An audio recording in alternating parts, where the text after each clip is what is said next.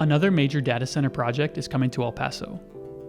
It feels like deja vu to say that, since just a few weeks ago, I wrote several stories and did a couple of podcasts about a completely separate, massive data center coming to Doña Ana County just next door to El Paso called Project Jupiter. That one is a $165 billion investment by OpenAI and Oracle that elected officials across the state line approved last month. This time, it's Meta. The parent company of Facebook, Instagram, and WhatsApp, that's valued at $1.8 trillion, is developing a 1,000-plus acre site in northeast El Paso that it bought from the city a couple of years ago. It's not a new project. Meta, using a front company, bought the land and secured tax incentives as well as a water supply agreement for this data center back in late 2023. Last week, Meta announced the project publicly for the first time at a glitzy event at the Plaza Hotel and said it would spend $1.5 billion to build this data center that will employ 100 full-time workers. In exchange for making the investment, the city and county agreed to an incentive deal that gives Meta an 80% break on its city and county property taxes for decades. There's a huge gap between how El Paso's elected officials like Mayor Renard Johnson and County Judge Ricardo Samaniego have lauded this project and how average El Pasoans view this tech giant coming to El Paso to build another node in its system of artificial intelligence technology. The public's concerns about data centers hoovering up our water and electricity resources are widespread. And many El Pasoans wonder why the city and county governments needed to grant tax breaks to Meta, a trillion-dollar giant with tens of billions of dollars on hand.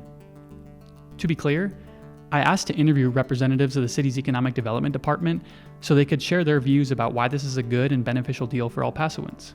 They declined. So, how much water will Meta consume, and will it affect the availability of water for El Pasoans? What about electricity? And are we seeing the early stages of a data center building boom in the borderland? In just a moment, El Paso Matters editor Pablo Villa and I will talk through this Meta data center project and try to answer those questions. But first, this El Paso Matters podcast episode is sponsored by Tani, Acosta, and Chaparro, truck crash and injury attorneys.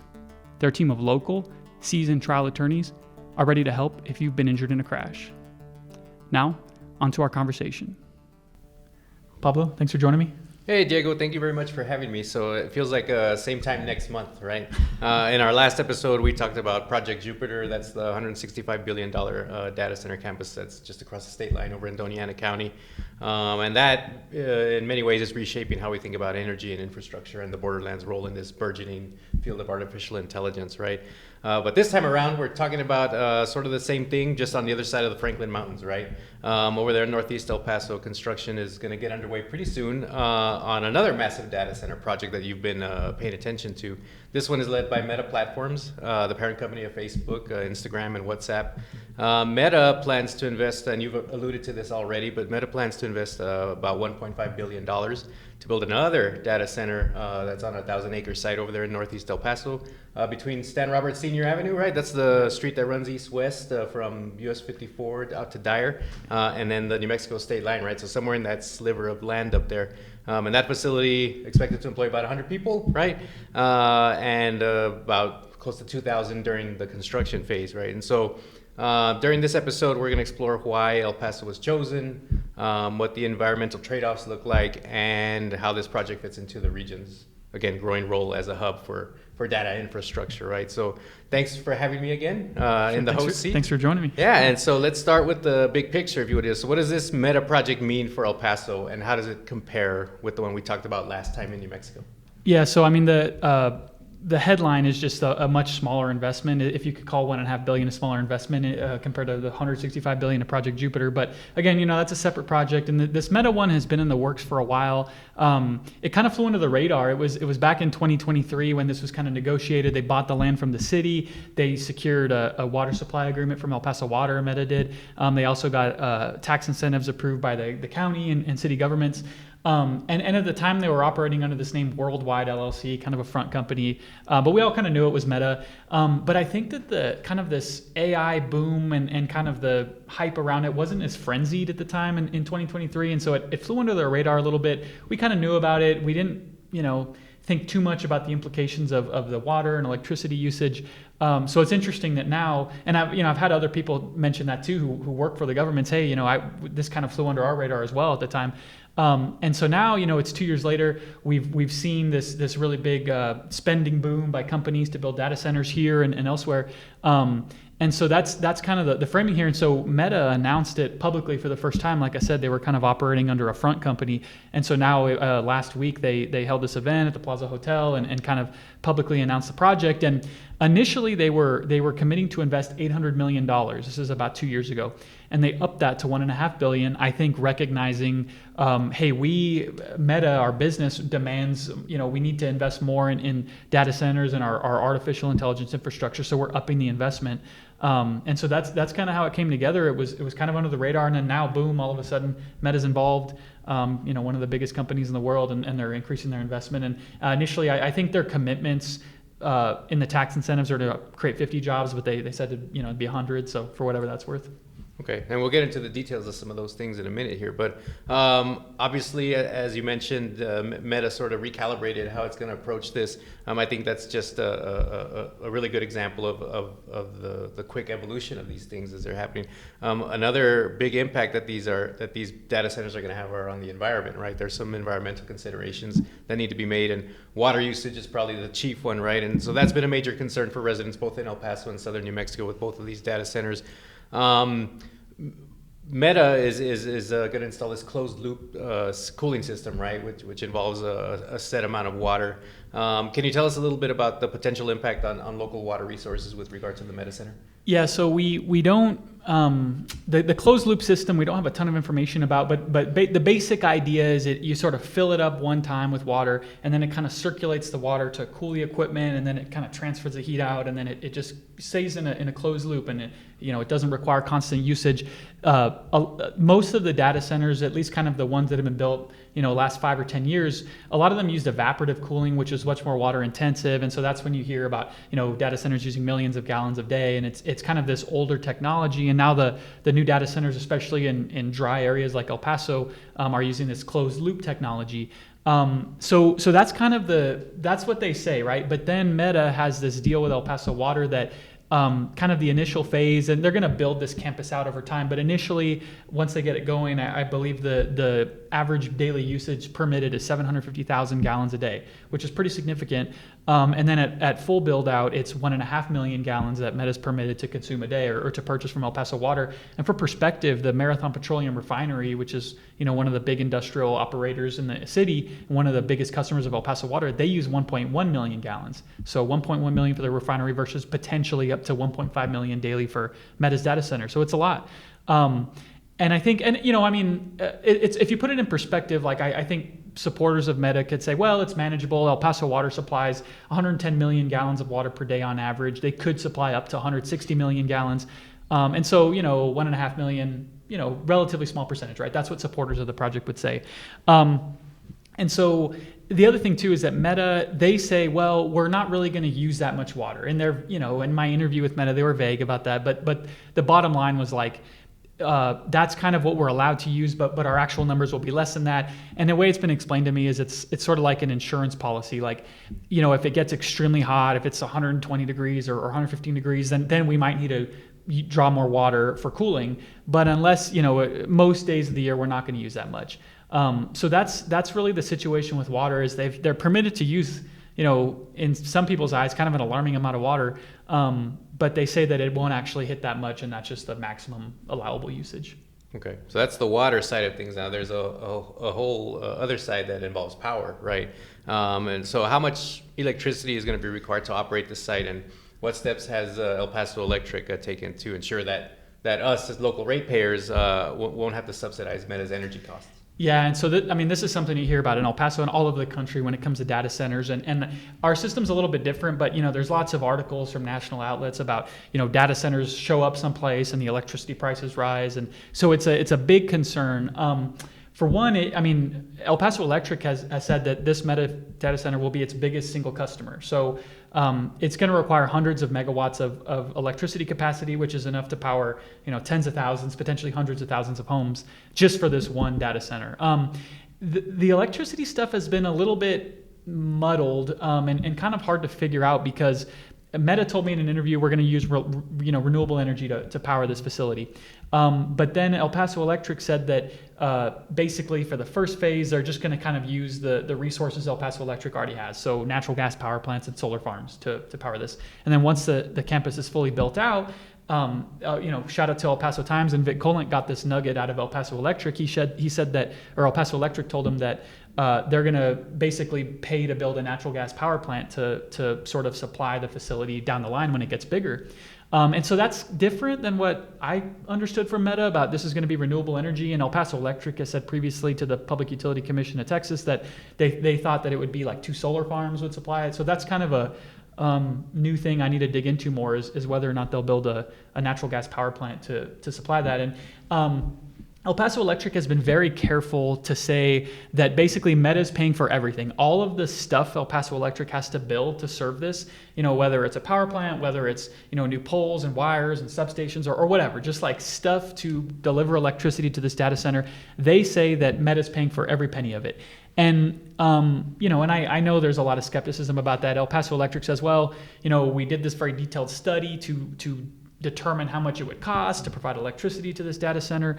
And so that's how we're figuring out how much it's going to cost. And El Paso Electric developed a special rate just for Meta so that all of the money El Paso Electric is spending to serve the facility, they're getting back from Meta. So they've been very careful to say because there's a concern, and the Public Utility Commission raised this. They said, before they approved this rate for Meta, they said, well, there's a possibility that you're building all this stuff. How do we know you're not just charging every customer for that and giving Meta this sweetheart deal, right?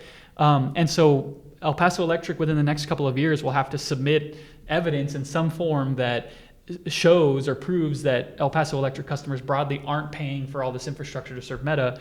And so there is that safeguard in place, but, I think the concerns will persist, right? That, Meta's, just paying a fraction of what it costs to serve them, and we're all paying higher bills to fund it. I think that's a concern people have. Yeah, and by the way, in the background, El Paso Electric is gearing up for a rate case later this year, right? Yeah, so there's that. Just to mention that, they've been pursuing that for over a year, and so I don't think that's related to Meta at all, but it's not a good look, right? I think in the next, early next year, all our rates could go up 10, 15, $20 per month on average, and so I don't think it's directly related to Meta, but it's a bad look for sure. Yeah, perception, right? Yeah, is everything. yeah. So that's interesting. You touched a little earlier on the economic incentives that are at stake here. So the city and county granted Meta these long-term tax incentives, right? And they look a little different from either end. But the city also pledged to kick in $12.5 million for road improvements out there. So what are supporters and critics saying about whether this deal benefits the community in the long run? Yeah, so the tax incentives are, I think, one of the parts that I understand the kind of concern and skepticism from residents the most. If you talk to, as far as like the water and power, like El Paso Electric, they want more data centers. It's like a big customer, more money, steady, reliable, big user. El Paso Water says, hey, we can meet the demands. Like we've planned for so long, we've got the water resources, like we can meet this. So from that perspective, the experts there say, hey, we're fine as far as electricity and water. But when it comes to tax incentives, that's something that I've heard more from people, like, why are we giving tax incentives to this, $1 trillion plus company, right? And the other thing too is like Meta, when I interviewed them, like I asked, why El Paso? Why'd you guys decide this? It was supposedly this, many communities that were looking at this competitive process about where they were going to locate this data center. And they said, that we found a great location with access to infrastructure and energy. That was a quote from Meta. So in my, I think in my mind, in the minds of others, it's like, the most important thing for a data center is having utilities available, electricity, water, as well as land. And the tax incentives, like, I don't know. You're foregoing much of the benefit, right? I think it's an 80% abatement for the city and county taxes, right? I think the city's deal is 35 years, and I think the county's is 15 years. So it's many years of Meta just paying a slim share of the taxes that it would typically pay to the city and county. And, that's a lot of foregone revenue for the city and county. Of course, they would say, well, there's nothing there now, and so we're getting something. And also, supporters of Meta point out that Meta's not getting a tax break on the taxes it has to pay for example, the Isleta School District, El Paso Community College, the hospital taxes for, that fund University Medical Center. So those entities will get the full tax benefit of this $1.5 billion investment. So that's a plus. And I think the overarching picture in the minds of the economic development people at the city and county is like, we want to attract more private enterprise here, more commercial operations to pay taxes, and ideally in the long run maybe reduce the burden that residential taxpayers have to pay, homeowners like yourself. I'm not personally a homeowner, but I know the property taxes are something you hear people say are too high all the time. And so the thinking is like, over time, if we have more businesses and commercial entities paying taxes, then that's less of the share that residents have to pay.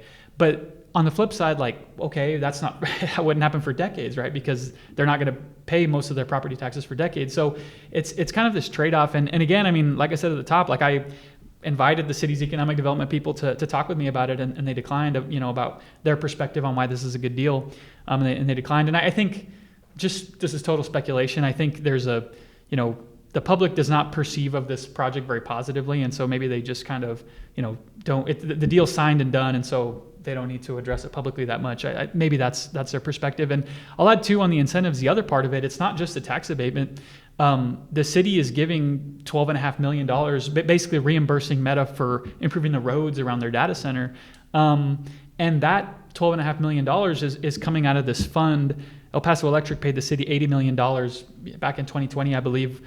It basically in exchange for the city approving the acquisition of the utility by this JP Morgan owned fund, and when they kind of took El Paso Electric private.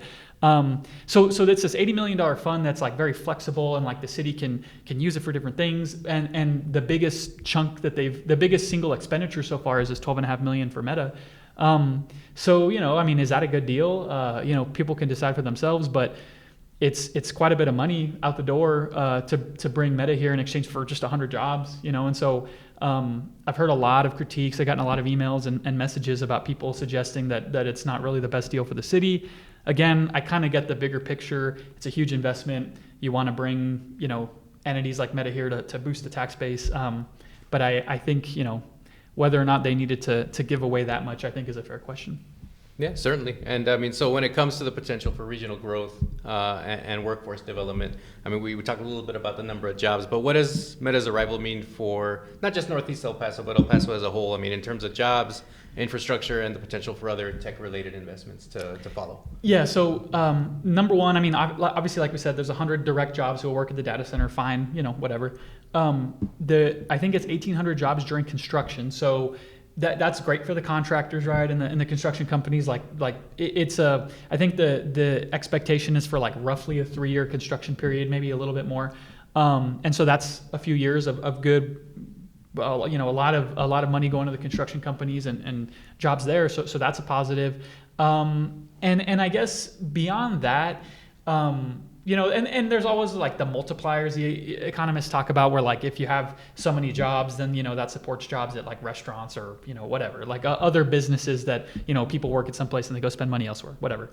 Kind of more bigger picture is like, okay, are we going to become kind of a data center hub, right? And I'll just point to, it's not only Project Jupiter over across the state line. It's not just Meta. There are other data centers here as well that are much smaller, but there are some, like, I believe the Taiwanese firm YWin is developing one in Socorro, and there's this Apadan company that's developing some smaller ones. And so there's numerous data centers, and then also the city of El Paso gave incentives worth, I believe, $875,000 to kind of a startup company called Fervorit that's based out of California that makes like a liquid cooling solution or technology for data centers, and they're bringing them here to this kind of like innovation hub the city's developing at the airport, which is just one deal, but I think it points to like there's maybe more opportunities or sort of expansion in the data center industry generally in the El Paso area. And we could be kind of in the early stages of that. We'll see. Maybe we've seen other things kind of flame out as far as like economic development opportunities, but I think that maybe data centers could be one where it's sort of this. We have an industry here around not only building but also servicing data centers. That could be a potential path forward from an economic development perspective. Okay. So one of the things that officials have floated to is the potential for community partnerships, right, with the development of this data center. And Meta has pledged to work with the nonprofit Dig Deep, right, to expand water access in colonias, right? And we have several of those in the surrounding area. How significant is that commitment, and how might it help shape the company's image locally? Yeah, and so specifically with the deal with Dig Deep, I don't think there's really a lot of specifics that have been made public yet. Dig Deep does good work. There's like a lot of people in the El Paso area broadly in the colonias, whether it's in the Lower Valley or Chaparral or parts of even, Doña Ana County, that don't have sewer or water service.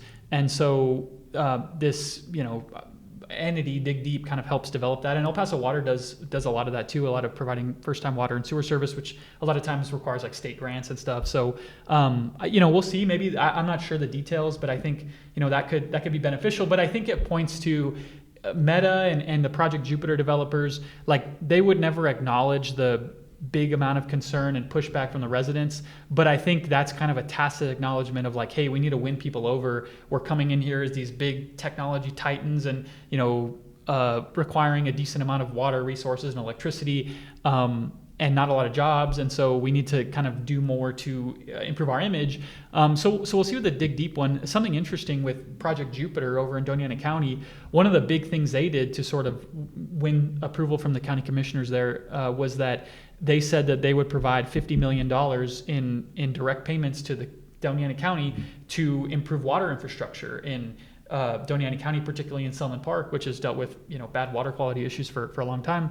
And so to me, that was very significant. But so for Project Jupiter, we're a month plus since that was approved, and I've reached out to Selman Park and Doña Ana County, hey, any updates on that $50 million? And no word so far. It's still early, right? To be fair, but that's where it's going to be up to us to sort of check on this stuff, and is there follow through? Were these commitments fulfilled as far as the charitable and donations and funding commitments for important infrastructure issues?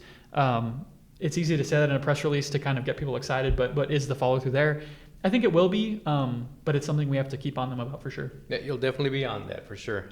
So looking ahead a little bit, I mean, between Meta's project here in the Northeast and Project Jupiter across the way in New Mexico, and you mentioned a couple others that are in the works in the Lower Valley. I mean, is this region, is the El Paso Las Cruces region sort of on track to become this new data center hub or corridor for the AI economy? And if so, what are going to be the biggest challenges towards sustaining that kind of growth?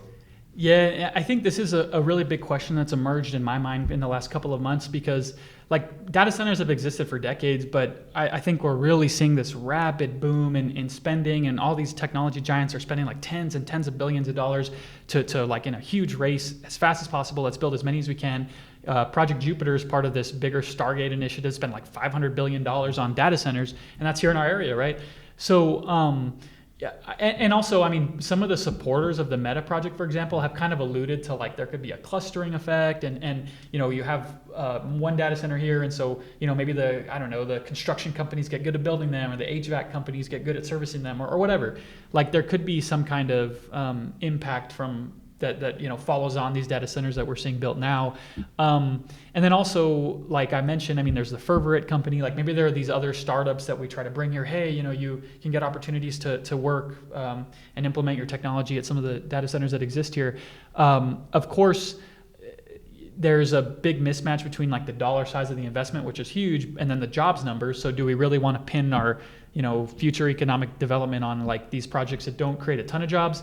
I worked in San Antonio for several years, and the Toyota factory is like the economic development crown jewel there, where they build the Tundra trucks, and it's like thousands and thousands of jobs. And then there's the suppliers next to it, they're thousands of jobs. So by comparison, data centers seem to yield less as far as jobs numbers and stuff. And then of course there's like the resource questions. I mean, there's a limit at some point to the water El Paso Water can supply. And I mean, El Paso Water, to their credit, is they're doing a lot as far as like expanding the desalination plant. They're building this new drinking water facility in the Lower Valley, a new drinking water plant. They were talking recently about accelerating plans to import water from Del City. So like El Paso Water is really thinking about expanding supply and making sure we have enough water. And they're also expanding the Upper Valley water treatment plant as well. But even so, like there's still going to be a limit to the amount of data centers that we can host here and service. Same thing with El Paso Electric. I mean, I suppose they could just build a power plant for every single one, but I mean, that's a costly and complex process for them to undertake. So it's an interesting question that I think has emerged, and I kind of see we've seen some stuff not pan out from an economic development perspective, and we thought we were going to get all this funding from the government for aerospace, and there's other stuff like that, and so maybe this is the new path ahead. But I would be a little bit skeptical about becoming this big hub and not just transforming El Paso's economy. I'm not sure that that's the best path forward, but we'll see. Okay, so nebulous in some ways, but one thing that is for sure is that Meta is coming, and so is Project Jupiter. And I know you're going to be the man that keeps everyone abreast of all the developments in that. So I encourage all our listeners to head to elpasomatters.org online or follow us on social media to make sure to get the latest from you, Diego. So thank you very much for all the work you do, and if there's nothing else you got, I think we can call it. Sounds good. We'll leave it there, Pablo. Appreciate your time asking me some questions. All right, thank you, Diego.